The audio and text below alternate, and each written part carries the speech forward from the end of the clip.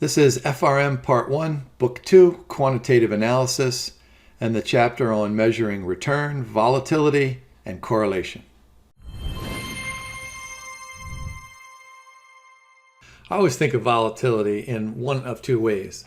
I think of standard deviation of stock returns and bond returns, which I teach regularly in my investments class at both the graduate and the undergraduate level. But then, more specifically, I think of it in terms of the standard deviation in the Black-Scholes-Merton option pricing model.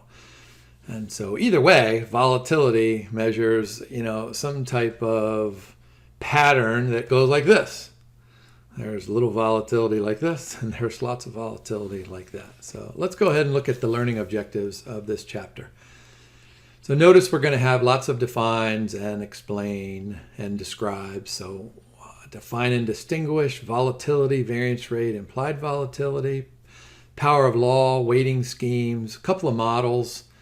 This is a fairly descriptive chapter, and so let's get right to it. What is volatility? Volatility is a variable denoted as, and there's the lowercase sigma, standard deviation of the return per unit of time. Now in risk management, unit of time can be almost anything, but typically 1 day. And remember that we're going to assume continuous compounding. And so let me just remind you quickly about continuous compounding. Let's suppose that yesterday you bought a share of stock for 100 and today it sold for 110. And clearly you could just do an F over P minus 1. 110 divided by 100 minus 1 gives you a 10% return. But to do that continuously, you need the ln function on your calculator. So in that case, if you put the 110 in the numerator and the 100 in the denominator, you get 1.1, right? And take the natural log of it, you get a continuously compounded rate of return of about 9.5%. And so that holding period return and the continuously compounded rate of return are probably going to be pretty different. And so let's just make certain that we're assuming continuous compounding throughout. Of course, what we can do then is we can use those daily continuously compounded rates of return over time to compute the standard deviation of those returns during that time period. And regularly, what we would like to do is convert that into an annual measure. And we do that by multiplying through the square root of time. Remember that standard deviation moves through time at the square root. Let's take a look at a simple example of volatility. This is kind of like a value at risk. It's kind of like using a normal distribution. But suppose we have an asset that's priced at $100 and daily volatility is 5%. So if you multiply 5% by 100, you get $5. And so think of it, you can go up by 5 to 105 or down by 5 to 95. That's the one standard deviation move in the asset price over 1 day. The square of volatility is known as the variance rate, and then the implied volatility. And this is really a cool concept, especially as I look at it from the Black-Scholes-Merton option pricing model. Those of you who remember this model, what we do is we take 5 important variables, and one of them is the standard deviation, and we use those as inputs to compute the call price. But we can just look online and get the call price. So what we do is we use the call price on the left-hand side of the equal sign, and then we solve for that standard deviation on the right-hand side, and that's called the implied volatility. And it is really the market's forecast of the likely movement. Unlike historical volatility, implied volatility is forward-looking, and that's really an important distinction. Now, lots of times in finance and in risk management, we like to assume that stock returns or credit default swap returns or changes in credit ratings follow a normal distribution. But not all variables follow a normal distribution. So we need this power of law, which states that a relative change in one quantity results in a proportional relative change in another quantity. And so think of it like this. One variable changes by this much, and it causes a proportional change in this much. And here are two quick examples in my circle points. If the length of a square is doubled, the area will quadruple. The length of a side of a cube is doubled, the volume grows by a factor of 8. So there's a formula there right in the middle of the page in the light blue box, that the probability that some value is going to be greater than some other variable like x, which could be a financial variable, follows that power law, where v and x are the variables of interest, a is the law's exponent, and k is a constant. Let's take a look at an example here. And the power of law has lots of good applications in finance. Income distribution is clearly not a normal distribution. And then retirement values, or values at the date of death for an estate, clearly don't follow a normal distribution. And that's, of course, because of the beauty and the magic and the power of compounding. I've told my daughter, who's now 24, 25, several years out of college, that it's a lot easier to retire with multiple millions of dollars if she starts saving today versus when she starts, if she were to wait until she were, 40 or 50 or whatever years. So power of law. Let's suppose that we know from experience that alpha equals 3 for a particular financial variable. And we observe that the probability that v is greater than 10 is just 4%. Determine the probability that v is greater than 20. Well, it's got to be less, right? So let's go ahead and use our power of law formula. What we'll do, first of all, is solve for k. So we have 0.04 is equal to k times 10 to the minus 3. So 10 to the minus 3, what is that? 10 times 10 is 100, times 10 is 1,000. Hit the reciprocal button, and then multiply that by 0.04. You get 40, right? So then we can substitute 40 in there as our k. X is 20 to the minus 3. That gives us 0.5%. And look at the final arrow point there. Power law provides an alternative to assuming normal distributions. That's really why we use it. All right, let's just go back to regular old introductory statistics and talk about correlation and covariance. You start with covariance, and what covariance measures is the strength and direction of a linear relationship, and that's important between two variables. But here's the thing about the covariance term. When you compute it, whether you do it in Excel or you do it by hand or some other piece of software, when you calculate covariance between two variables, the number could be almost anything. It could be a minus 600, it could be 0.004, it could be a million, right? So I'm exaggerating there at the extremes, but it's very difficult to interpret what a covariance of a minus 640 means. So like many areas, what econometricians try to do is they try to squeeze that random variable down into something that's meaningful. So if you take the covariance and divide by the product of the two standard deviations, you get the correlation coefficient. And so just think of correlation coefficient as a standardized covariance. And of course, correlation coefficient is either going to be a -1 or it's going to be a +1 or any number in between those two.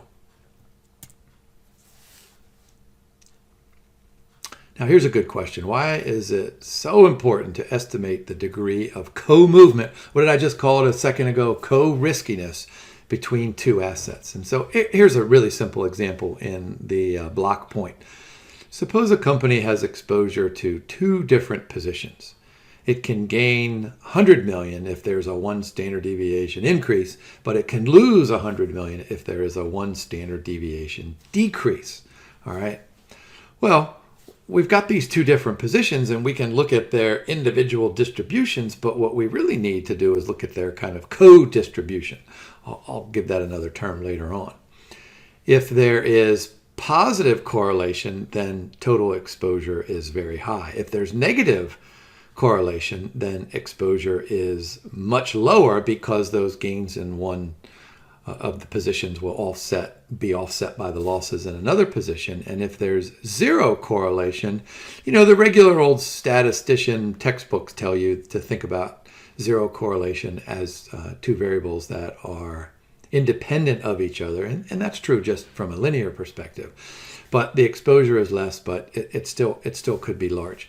I want you to think about this visualization. This is how I always teach my students. I go and stand in front of them and I say, all right, I want you to think about two individuals who have a +1 correlation coefficient and they're standing next to each other. When one takes a step with his or her left foot, the other one takes the exact same step with his or her left foot, +1. They do the same thing. So if they take 10 steps, they end up in the same spot. It's almost like those two become one. On the other hand, if the correlation coefficient is a -1, when the first person takes one step with his or her left foot forward, the other one takes one step with his or her left foot backward. So if they each take 10 steps, well, after 10 steps, now they're 20 steps apart. So think about how different that is. With the +1 correlation, they end up in the same spot. But with a -1 correlation, they end up in completely different spots. And then a zero correlation means that if the first person takes one step forward, the other person could do almost anything. They could take a step backward, they could take a little step forward, they could take a step sideways. So think of it this. Here's the summary. You have a correlation coefficient of 0.5. That means that when the first person takes a full step forward, the second person takes only a half a step forward. So if they go 10 steps, then they're going to be 5 steps apart at the end. So think about those steps when you're thinking about correlation and interpreting those correlations. All right, let's move on to correlation and independence. If the correlation coefficient is 0, remember what I said, that first person takes one step this way and the other person could go any direction and by any magnitude. But a correlation coefficient of 0 between two variables does not necessarily imply a lack of dependence. It means there is a lack of dependence from a linear perspective, but there might be a nonlinear relationship between those two variables. Now we're getting to this concept of, if we have a well-diversified portfolio, let's just take a look at the S&P 500 index. You got 500 stocks in this thing, so you're going to have tons and tons of correlation coefficients. What factor models try to do is they try to summarize all of the information that's out there into one or just a few factors. And so perhaps the most famous of all factor models is the Nobel Prize winning capital asset pricing model from 1964, where we simply say that the expected return on an individual stock is a function of the risk-free rate of interest, and then the excess return over the risk-free rate of interest that the market portfolio generates. And these are weighted by the beta, which is a measure of systematic risk of that particular stock. And so note what happens. There's a component of the expected return on a stock that's dependent on the market return, and that it has an idiosyncratic component that is independent of the return on other stocks. Now, the advantage of using a one-factor model is that they're always internally consistent. And so I'm guessing my professor back in the old days would have just said, you know what, this is just the way it is, and didn't have to emphasize the consistency. But when you get into other areas of risk management, then that may not always hold true. Getting back to my example with the S&P 500 index, I mean, the way you determine the number of correlation coefficients you need is to take n times n minus 1. So if you take 500 times 499, you get some big number. What is that? It's just about 250,000, I think. And you divide by 2 because the covariance between 2 and 1 is the same as the covariance between 1 and 2. So you need, I mean, think about it, 100,000 of these correlation coefficients. So what we try to do is take what we learned from William Sharpe back in 1964 when he taught us about the capital asset pricing model. That factor, that level of systematic risk, is summarizing all different sorts of pieces of market information to be able to predict the return on an individual stock. And that's what we're trying to do here. We're going to try to say, well, let's use a factor model to estimate the covariance between and among these variables so that we don't have to compute 120-some thousand correlation coefficients. I mean, even in graduate school, when Excel was just coming out, it wasn't Excel, it was Lotus 123 when I learned it. Think about a spreadsheet where you got 125,000 this way, 125,000 that way. I mean, I wouldn't have known what to do with all that stuff. So factor models, they try to reduce the work. All right, so what we're trying to do is to reduce the number of correlation parameters that have to be estimated. All right, so what we can do is we can pick some standard normal distribution, let's just call it U, and let's set it equal to a factor. There's an F, so let's call that some factor, and that factor might be interest rates, it might be inflation, it might be GDP, it might be, whatever you come up with, but it's got to be a common factor, right? And then some idiosyncratic component, Z, over there on the far right. Now, both of these are going to have independent standard normal distributions, and then that A in there is a constant, and that works just like a correlation coefficient. And so what we're going to do is we're going to use this factor, we're going to use this idiosyncratic component to come up with an estimate of this distribution, which includes all of the covariances. So let me just swing back here to the capital asset pricing model. What we're doing is kind of taking this model and then generalizing it to two variables. And that takes us through.